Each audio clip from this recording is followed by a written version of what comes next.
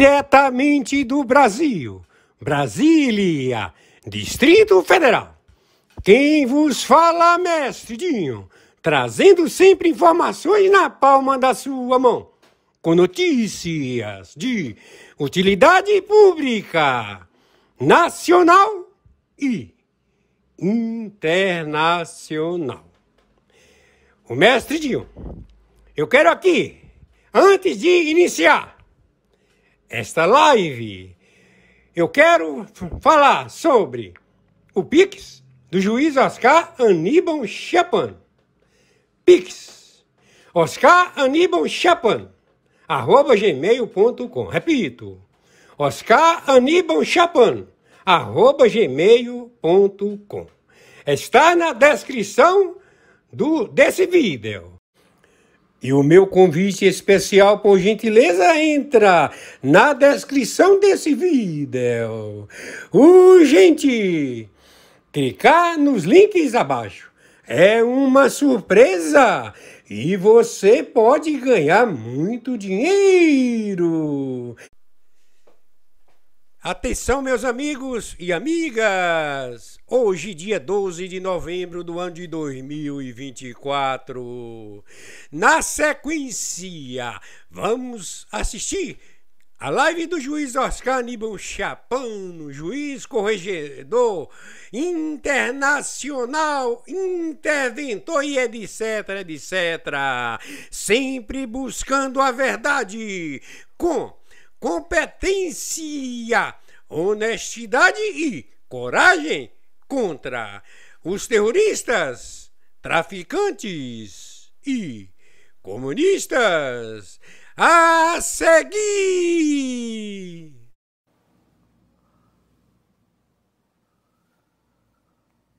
Boa noite, boa noite. No momento 11 de novembro, horário de 2024, horário 21h16. Quem está falando é o senhor Oscar Aníbal Chapan, no cargo Arbitragem Internacional, função Corregedor-Geral, na investigação de investigações no planeta, identificando 196 países de funcionários públicos cuja membresia se encontra num prédio nos Estados Unidos da América, ONU,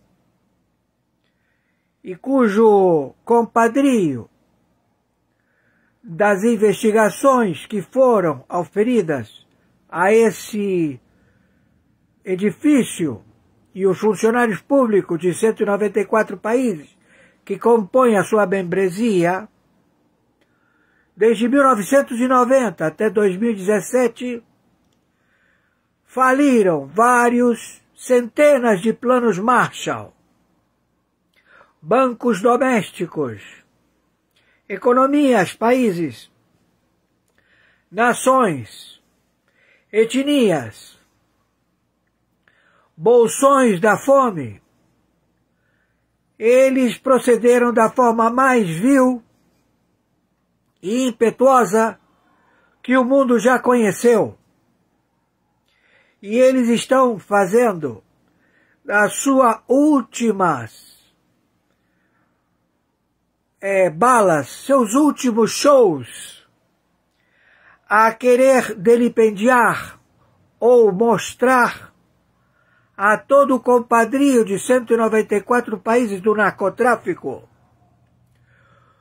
das atitudes que levam a população do planeta a se insurgir contra 194 nações, chefiadas por uma única administração, por uma única capacidade de juntar 194 emirates para o delipêndio, para medidas opressivas e imorais, para a extinção da raça humana, estabelecendo países ditadores, países genocidas, etnias, conluios, assassinatos, todo tipo de mazelas provocadas no planeta terrestre, conhecido planeta Terra. Este evento está sendo realizado e distribuído para convencer e estabelecer razoabilidade daqueles que dele querem participar. Então eles têm que apresentar intenções chanceladas pelos seus governos, pelo seu momento de ocupar o cargo no executivo. Hoje, 11 de novembro de 2024, horário 21h20, estamos a testificar e a determinar que existem várias guerras em vários continentes, no Oriente, no Ocidente, na América do Sul e também nas ilhas do Pacífico. Tudo isto já comprovado com vastas provas. O cataclisma provocado por brinquedos tecnológicos com propulsão e provocar flagelos da humanidade, terremotos, maremotos, implosão de vulcões, tudo isto constatado. E mais, o livre-arbítrio de pessoas que passaram de todo tipo de lascívia e que gostaram e que se comprometeram com Satanás, com o capiroto, que de tanto vibrarem na tortura, do sexo, da imoralidade, de medidas opressivas e imorais, estão sendo denunciados hoje. E principalmente por quem ocupa o cargo de arbitragem internacional, corregedor-geral, o senhor Oscar Aníbal Chiappano. Eis o relatório. Atenção, atenção! Contra-espionagem do Exército, da Marinha e da Aeronáutica. Atenção! Contra-espionagem de todas as forças de polícia no planeta. Atenção, Interpol.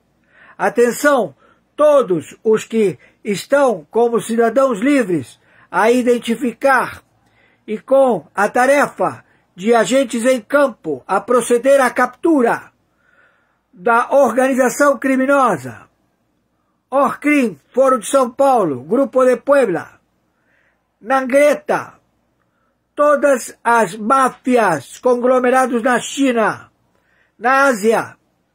No Brasil são 88, fora 10 superintendências da Polícia Federal, que capturam todos os narcóticos presos em contrabando em aeroportos e também em unidades de portos de marinha, e que eles retornam para comercializar essa droga. Também temos os CEOs, representantes de conglomerados financeiros, com suas tropas, exércitos, que operam no tráfico internacional de drogas, conjuntamente com os CEOs, representantes do capitalismo, do jogo, das apostas no planeta. Todos estão sendo alertados e levados ao relatório. Eis o relatório. Está identificado o boneco que se faz chamar Luiz Inácio Lula da Silva, o seu desgoverno, de já conhecidos pela sua ficha de crimes do passado, do presente, que ocupam a membresia de 29 partidos políticos que se estabeleceram na abertura do maior feito contra o comunismo global, que foram os militares do Exército da Marinha e da Aeronáutica do Brasil, que fizeram o grande milagre da economia brasileira, que estabeleceram ordem e progresso e entregaram na mão destes que se estabeleceram desde a tentativa de posse de um narcotraficante, família de traficante, Neves, conjuntamente com todo um proceder de perjúrio na justiça e chancelas de partidos políticos que deixaram de existir e hoje se compõe em 29. Eram 2 e se compõe hoje em 29. Todos a delipêndio do Tesouro da República Federativa do Brasil, fazem de tudo para o roubo. Tentaram o assassinato do anterior presidente a esta gestão fraudulenta de crime contra a pátria, processado por quem se diz chamar Luiz Inácio Lula da Silva, cujas digitais DNA não batem. A tentativa de 2 vezes ao procedimento de exterminar o senhor Bolsonaro provoca uma constatação déjà vu, que é o mesmo procedimento que estabeleceram nos Estados Unidos da América contra o senhor Trump. São os mesmos do conluio de 194 países a proceder, a estabelecer, a controlar, a impor medidas opressivas e imorais. Tudo isto já identificado. Então, se determina ao cargo NR, Arbitragem Internacional, com chancelaria, tutela e curatela do Tribunal Penal Internacional, com chancelaria, tutela e curatela do Tribunal Internacional do Brooklyn, Nova York, com chancelaria do Supremo Tribunal Mundial, a estabelecer as diretrizes que 123 países signatários, com seus exércitos, marinhas e aeronáuticas, que se encontram embarcados e que estão no Brasil, todos já nas bases, em 26 estados e no Distrito Federal, conjuntamente com as suas embarcações, a custodiar, monitorar as águas do Atlântico, do Pacífico e do Caribe, em toda a América. Também temos o procedimento dos auxiliares neste continente que deve ser preservado, já que é o celeiro do mundo, não pode ser contaminado, porque senão não haverá o que comer. Então, esta prática para a defesa da fauna, da flora, da água e do povo brasileiro se faz real. Todo aporte financeiro que se localize no Banco Central, todo aporte financeiro que se localize nos ministérios, todo aporte financeiro que se localize tem uma única finalidade: a proteção para a compra de armamento de defesa contra 15 países do narcotráfico, do Maduro narcoterrorista, que já assume a sua posição, conjuntamente com o que se faz chamar Luiz Inácio Lula da Silva, também o da Nicarágua, também os 15 países, 10 fazem fronteira com o Brasil, 5 estão no Caribe. Então, não há dinheiro para ninguém, só para compra de material e também fornecimento à sustentabilidade de quem está fardado ao combate, à defesa, estabelecido a sacrificar a própria vida. Esteja preso, seu filho de Luiz Inácio Lula da Silva! Você e esse teu Supremo Tribunal Federal, 29 traidores à pátria,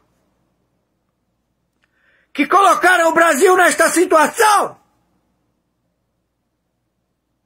Quem está falando é o senhor Oscar Aníbal Chiappano, no cargo arbitral internacional, conforme a bem da lei e conforme determinação de 123 países e de 60 agências de inteligência. Meu Pix é meu e-mail. Oscar Aníbal Chiappano, tudo minúsculo, junto, @gmail.com Mercado Pago. Meu CPF, 510 466 447 34. Mercado Pago. Torno a repetir, o cargo, ele anda sozinho. Eu sou o elo humano para falar com vocês. Espero que eu tenha sido claro.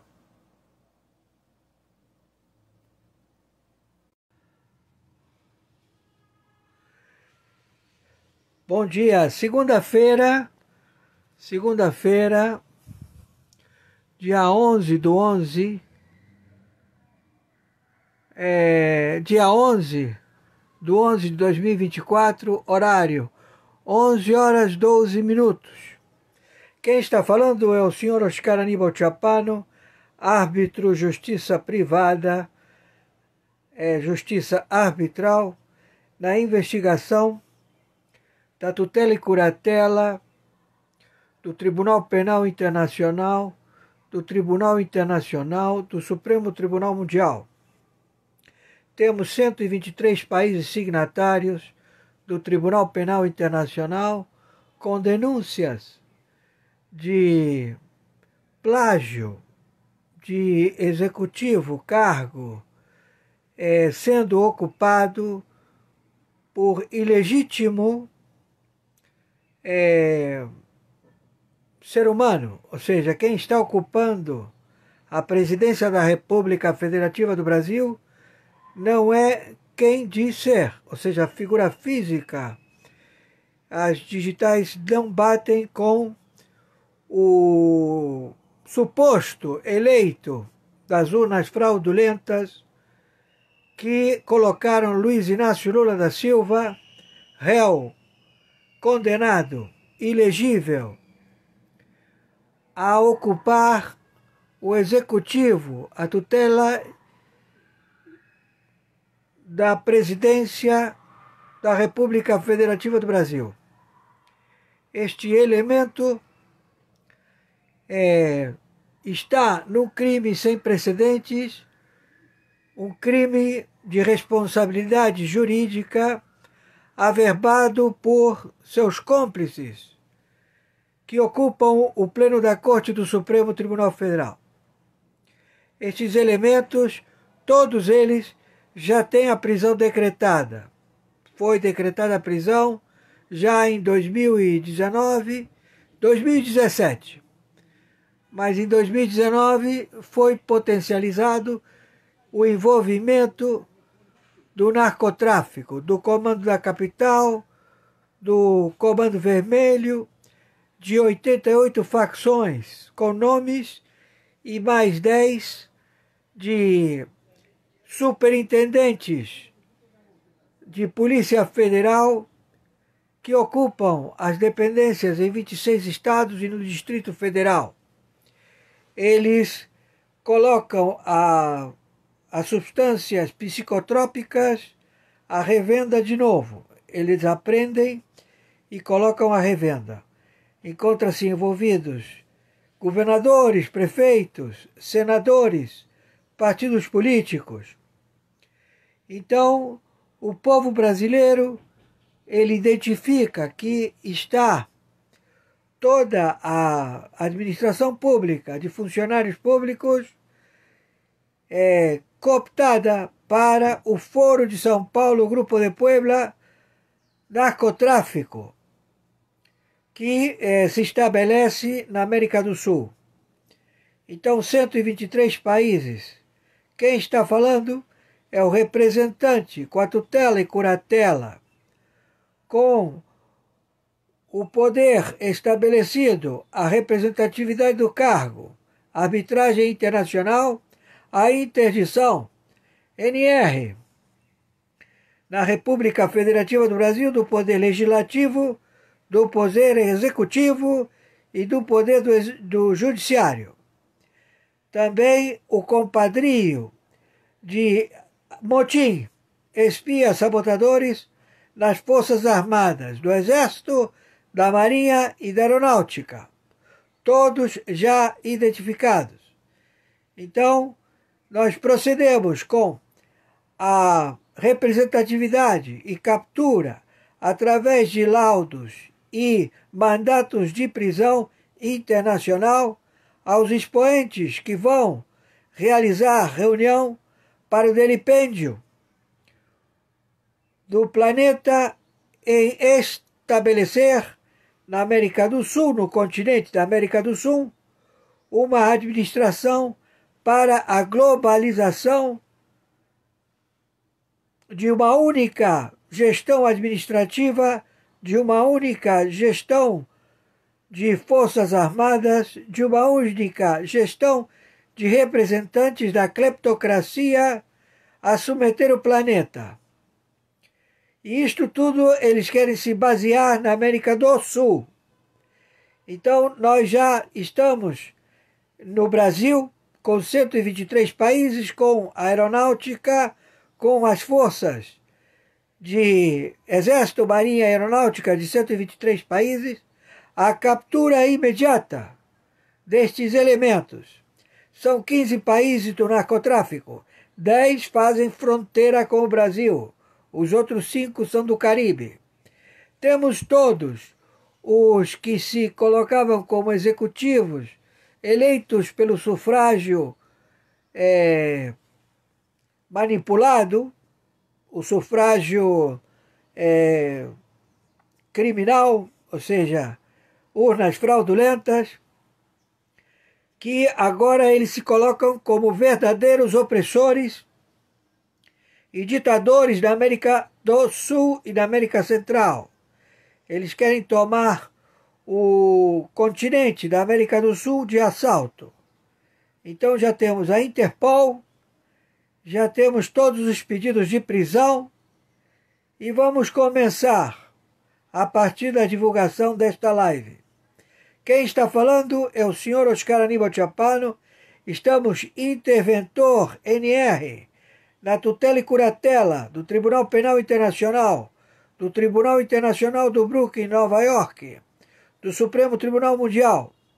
Temos já todo o procedimento já elaborado para a captura e averbação da suspeição das digitais e DNA desse que se quis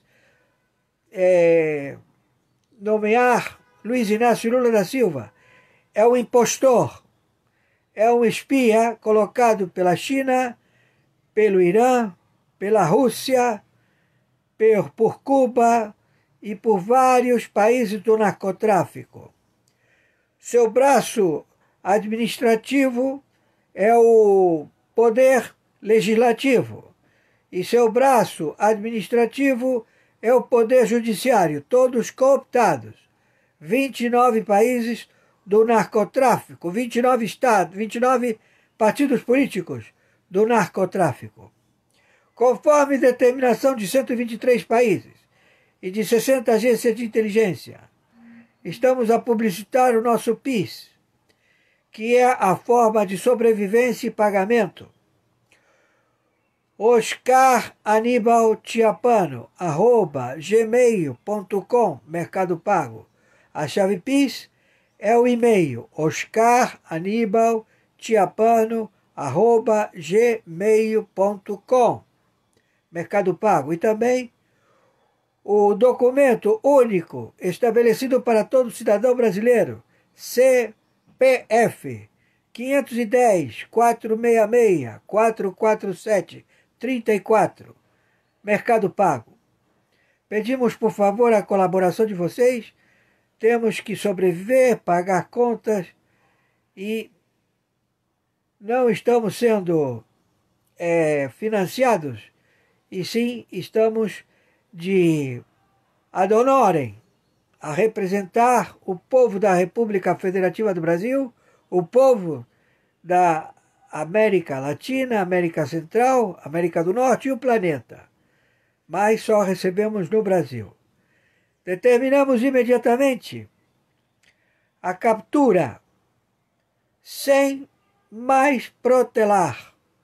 Hoje, dia 11, horário, segunda-feira, 11/11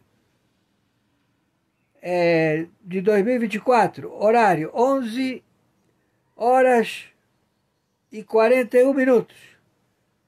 Por favor, viralize isto o máximo possível.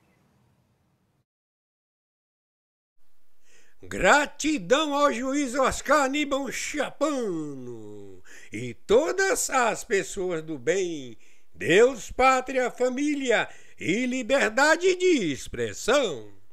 Vamos agora assistir outros conteúdos a pedido do juiz Oscar Aníbal Chiapano. Se cumplen ya 20 años de la muerte de Yasser Arafat, el ex Premio Nobel de la Paz, primer jefe de la Autoridad Palestina y para muchos todavía el último gran líder palestino. 2 décadas después de que terminara su vida, la Autoridad Palestina está debilitada y no tiene mayor injerencia en la guerra de Gaza. El futuro de la franja es incierto y cada vez hay más muerte en el enclave, donde las cifras de víctimas mortales están por encima de 43.300 por ataques israelíes. Sobre esto vamos a conversar hoy con César Niño. Él es doctor en Derecho Internacional y doctorando en Estudios Internacionales de Paz, Conflicto y Desarrollo. César Niño, muchísimas gracias por estar una vez más aquí en France 24 con nosotros en este contexto de la guerra en Gaza. ¿Qué sobrevive del legado de Yasser Arafat? Hola, muchas gracias por la invitación. Bueno, ¿qué sobrevive del legado de Yasser Arafat? Sobrevive de alguna u otra manera la inspiración sobre efectivamente una salida negociada al conflicto en Medio Oriente. Sobrevive la tesis de la necesidad de tener un Estado palestino y un Estado israelí. Recordemos que la OLP y los acuerdos de Oslo de alguna u otra manera incitaron y por supuesto motivaron que la existencia de 2 estados era la única forma para la pervivencia y la convivencia pacífica en Medio Oriente. De alguna u otra manera esta puede ser la fórmula que de alguna u otra manera puede sobrevivir todavía en la tesis de Medio Oriente.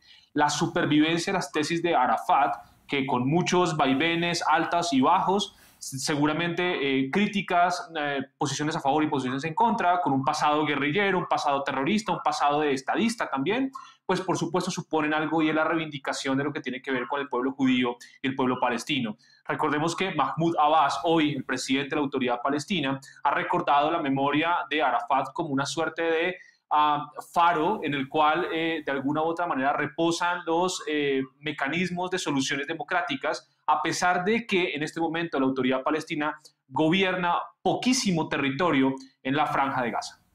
Claro. Bueno, hablaba usted de críticas, hablábamos de los acuerdos de Oslo, y es cierto que incluso dentro del pueblo palestino hay críticas hacia Yasser Arafat, quizás por lo que consideran haberse dejado engañar, porque parece que cada vez está más lejos esa solución de los dos estados. Y quiero ir a dos preguntas. Precisamente, ¿está más lejos que nunca? Y por otro lado, quizás el hecho de que la autoridad palestina no haya podido, no haya sabido, no se le haya dejado caminar hacia esta alternativa, ha allanado también el camino para que grupos armados ahora mismo pues tengan quizás la permanencia por delante de la propia autoridad palestina a la hora de, bueno, llevar la cabeza de la batuta política de los palestinos. Sí, yo creo que aquí hay algo importante que diferenciar, y es que en esta oportunidad la autoridad palestina ha sido relegada y tal vez desplazada de su propio contexto de autoridad política dentro de la Franja de Gaza. Y tal vez eso también mantiene de alguna u otra forma los conflictos con actores armados no estatales. El caso de Hamas, por ejemplo, el caso de, por supuesto, otros actores que si de alguna u otra manera desplazan las propuestas del gobierno de la autoridad palestina. Recordemos un poco algo, y es que si tú me lo permites, estos 20 años de conmemoración tal vez de la muerte de Yasser Arafat sugieren varios puntos de vista encontrados. Uno, la debilidad de la autoridad palestina en el territorio gazatí, digámoslo de alguna manera. Dos, por supuesto, los asentamientos ilegales israelíes dentro de Cisjordania.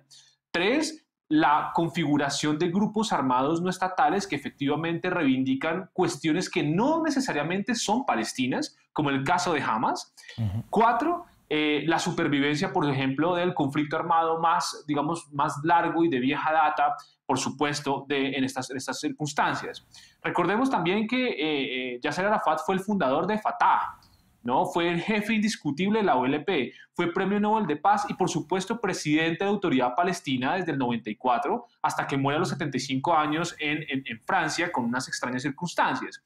Todo esto nos llevaría a entender muchas de las digamos, de las preguntas que nos vienen a continuación, y es si efectivamente aún queda algo de legitimidad de la autoridad palestina en manos de Abbas, por ejemplo, heredero de alguna u otra forma del proyecto político de Arafat, que sirva de alguna u otra manera para una suerte de acuerdos de Oslo número 3 o número 4. Claro. Esa es una buena parte de la pregunta que seguramente podríamos estar conversando en futuras oportunidades.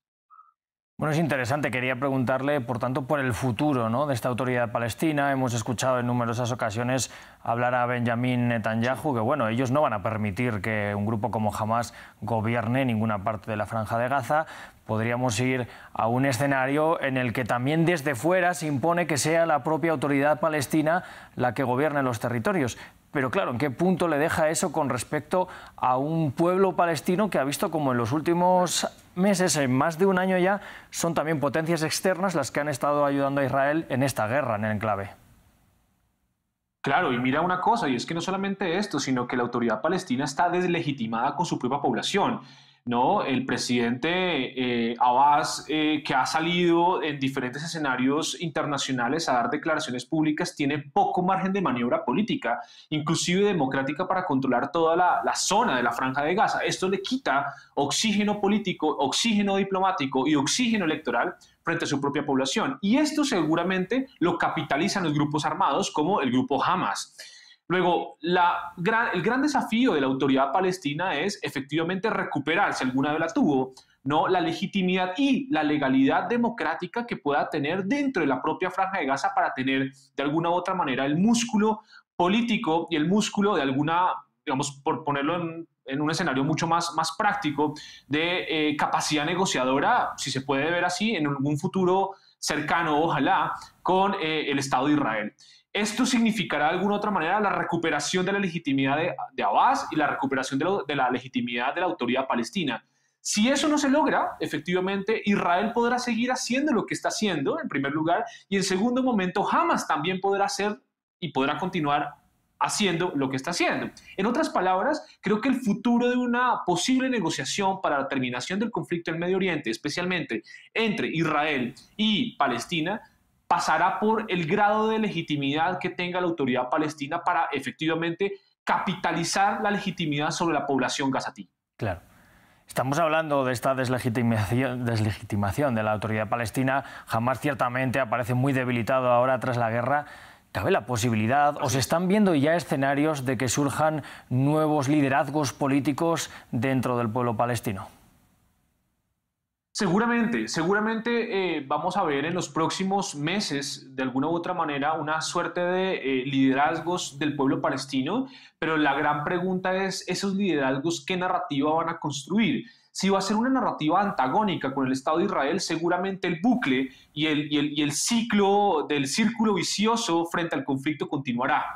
La pregunta es si efectivamente los nuevos liderazgos que surjan o que emerjan dentro de una Palestina golpeada, sucumbida y efectivamente altamente maltratada, pueda tener de alguna u otra forma líderes o actores que puedan construir una narrativa totalmente distinta, y es, por supuesto, un cese al fuego en primer lugar, y segundo, ahí sí la tesis de la necesidad de los dos estados. Creo que esa es el espíritu incluso de los acuerdos de Oslo. Seguramente un nuevo liderazgo palestino dentro de toda esta configuración geopolítica, política y diplomática podrá revivir los acuerdos de Oslo del 93, ¿no? Que recordemos que esos acuerdos de Oslo se van al traste por diferentes cuestiones, inclusive geopolíticas de la zona, pero el espíritu de los acuerdos de Oslo tenían dos grandes rasgos importantes. Uno, una suerte de administración del Estado, ¿no?, palestino, o la propuesta del Estado palestino, y la número dos, una suerte de seguridad de las fronteras de Israel.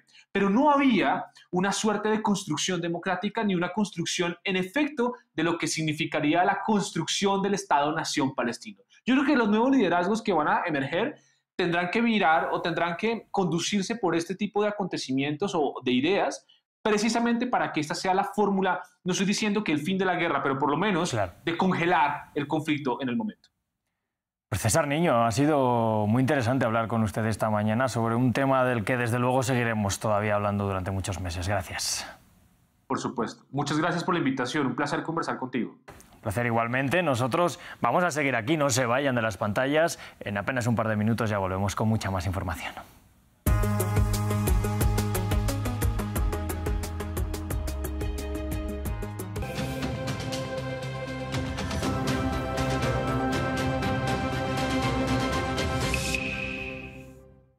As amortizações são gigantes. Se nós estivéssemos de fato amortizando, qual seria o comportamento do estoque da dívida? Ele teria que cair, mas o estoque da dívida tem aumentado exponencialmente. Aí, uma desculpa é o seguinte, está sendo feita uma rolagem. Se tivesse sendo feita a rolagem, mera substituição de título que está vencendo por novo título, o estoque se manteria constante. E o estoque está aumentando. Por quê? Porque não são amortizações, são juros, que estão sendo maquiados e contabilizados como se fosse amortização. E isso é gravíssimo, isso é inconstitucional. Outro comparativo que os senhores podem fazer é pegar esse estoque da dívida e multiplicar pela taxa média de juros do ano, a taxa média divulgada pelo Tesouro Nacional. É uma conta grosseira, é um estoque vezes uma taxa média, mas dá um parâmetro de juros. Vocês vão ver que todo ano o valor dos juros encontrados nessa estimativa vai ser o dobro, ou até mais que o dobro, do valor que está ali contabilizado como juros. Ei, olhem, me deram 5 minutos para dizer algumas coisas, então se eu ofender alguém hoje à noite, não estou nem aí. Quantas libras de fentanil eles produziram neste país para matar americanos? Quantos terroristas conhecidos e suspeitos eles permitiram no país? Quantos bilhões de dólares os cartéis ganharam? O presidente Trump é um presidente muito casca-grossa. Ele garantiu a segurança da fronteira num nível que nunca vimos antes. E eu tenho um recado para os milhões de imigrantes ilegais que foram liberados nos Estados Unidos sob esta administração. Não fiquem muito confortáveis. Vamos precisar de ajuda. Tenho algum voluntário que queira voltar e ajudar a comandar a maior operação de deportação da história desta nação? Em janeiro de 2025, o maior presidente da minha vida está voltando para a Casa Branca. Ele me diz, sabe, eu digo 120 dias, ele diz, não, você tem 60 para bloquear a fronteira. Bem, vou te contar o seguinte, vou te contar o que eu disse ao presidente. Ele volta, eu volto e resolvemos essa merda. Caros amigos, bem-vindos a mais um episódio de Hoje no Mundo Militar. Neste vídeo falaremos sobre as recentes acusações sobre um plano iraniano para assassinar Donald Trump, o presidente recém-eleito dos Estados Unidos. Seria isso uma justificativa para uma guerra? Atenção, chegou a Black Tabel. Só em novembro, todos os produtos do site estão com até 40% de desconto. É a oportunidade perfeita para garantir a sua bota Tabel, resistente, confortável e pronta para qualquer desafio. Não deixe essa chance passar. São ofertas que só a Black Tabel tem. Entre no site agora, aproveite os descontos da Black Friday e garanta já a sua.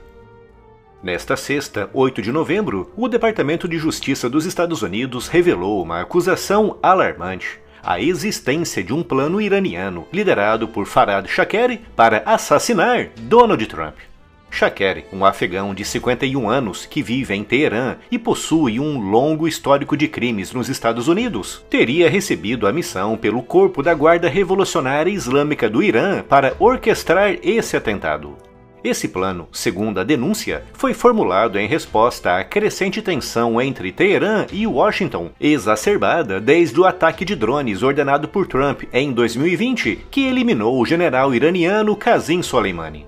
Shakeri, que imigrou para os Estados Unidos ainda criança, foi deportado em 2008 após ser condenado por roubo.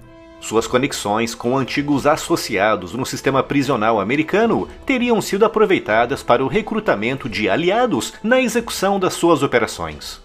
O plano teria sido delineado em setembro de 2024, quando Shakeri foi abordado em Teherã por um oficial iraniano que exigiu a formulação de um esquema de assassinato em um período de 7 dias.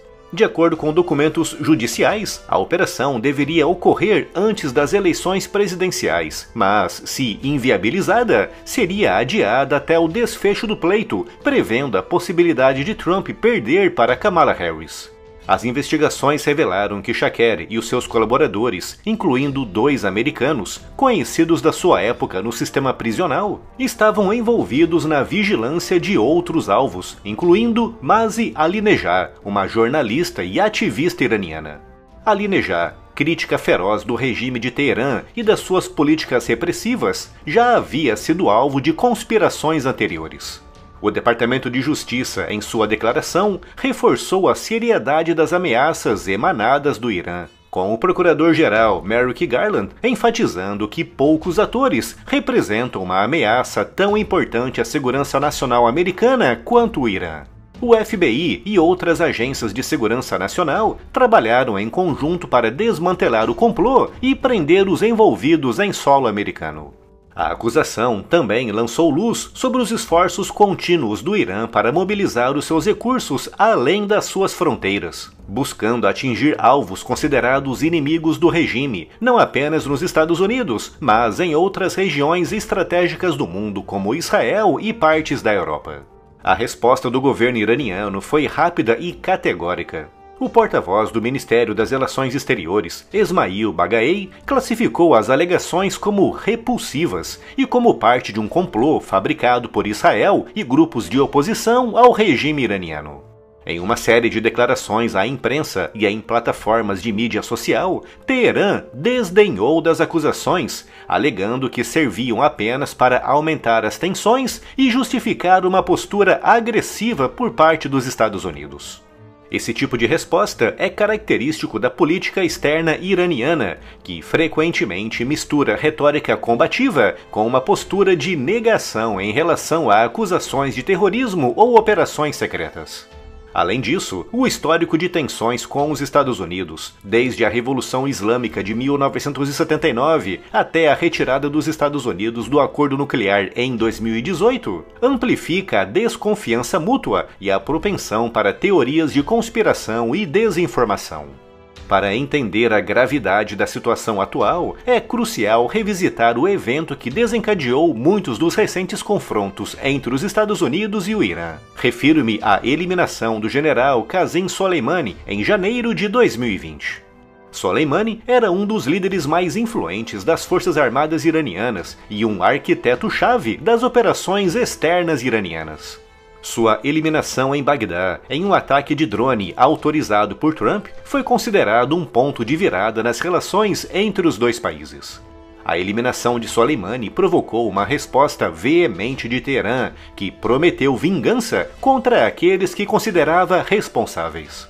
Desde então, a perspectiva de retaliação tem permeado a política de segurança dos Estados Unidos em relação ao Irã.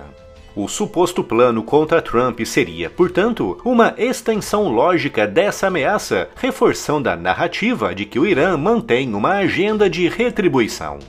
A expressão latina casus belli, que significa literalmente motivo para a guerra, tem sido empregada ao longo da história para justificar ações militares. Um atentado contra a vida de um líder nacional ou presidente em exercício ou recém-eleito poderia, sem dúvida, ser visto como um ataque direto à soberania e à segurança de um país. No caso dos Estados Unidos, tal ato seria não apenas uma provocação, mas um desafio à posição de hegemonia que o país exerce globalmente. Analistas políticos e militares sugerem que, se evidências claras de envolvimento estatal forem apresentadas, os Estados Unidos teriam uma justificativa plausível para adotar uma gama de respostas que podem incluir até mesmo operações militares diretas contra o autor estatal do atentado. Vale lembrar que guerras já foram iniciadas por atentados contra líderes nacionais, como o assassinato do arquiduque Franz Ferdinand em junho de 1914, um atentado que iniciou a longa e terrível Primeira Guerra Mundial. As repercussões de um confronto entre os Estados Unidos e o Irã vão muito além das fronteiras dos dois países. O Oriente Médio, uma região marcada por alianças complexas e tensões étnicas e sectárias, poderia ver um aumento dramático na violência. O Irã, com as suas conexões estratégicas com grupos como Hezbollah no Líbano e milícias no Iraque e na Síria, poderia incitar ataques retaliatórios contra interesses americanos e israelenses, levando a uma cadeia de eventos imprevisível. A comunidade internacional, incluindo aliados dos Estados Unidos na OTAN e potências como a China e a Rússia, estariam observando de perto, calculando as suas próprias respostas e estratégias de contenção. Uma escalada poderia realinhar alianças e mudar o equilíbrio de poder em regiões críticas, afetando desde o fluxo de petróleo até a segurança global. Enquanto as possibilidades de um conflito direto são preocupantes, os canais diplomáticos permanecem um elemento essencial para a contenção de crises. Os Estados Unidos, historicamente, têm adotado uma abordagem que mistura a pressão máxima com a diplomacia tática ao lidar com o Irã. O presidente em exercício e a sua equipe de política externa enfrentam agora o desafio de decidir se manterão uma linha dura ou se explorarão a possibilidade de negociações para evitar uma escalada. A relação entre Washington e Teherã é um estudo de contrastes e contradições. Momentos de abertura, como foi o acordo nuclear de 2015, contrastam com as tensões que se seguiram à sua dissolução por Donald Trump em 2018 e aos episódios de confronto aberto. Qualquer decisão de retaliação ou de ação militar deve levar em conta as possíveis reações dos aliados europeus e as implicações para o comércio e a segurança globais. O alegado plano para assassinar Donald Trump representa mais do que uma ameaça à sua vida. É um reflexo de como as tensões entre os Estados Unidos e o Irã podem atingir um ponto de ebulição com consequências potencialmente catastróficas. Se comprovado, tal plano poderia redefinir a política externa dos Estados Unidos e trazer à tona questões profundas sobre como lidar, de forma mais assertiva, com regimes autoritários que adotam estratégias assimétricas de guerra. Diretamente do Brasil, quem vos fala, Mestre Dinho, trazendo sempre informações na palma da sua mão. E o meu convite especial, por gentileza, entra na descrição desse vídeo. Urgente! Clicar nos links abaixo.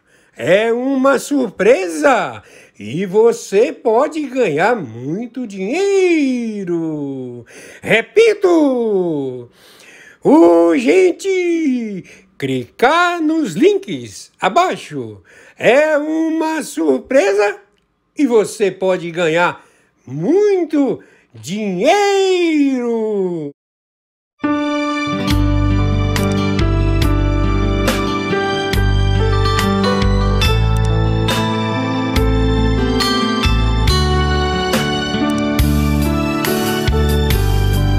Jesus, meu rei, preciso de ti.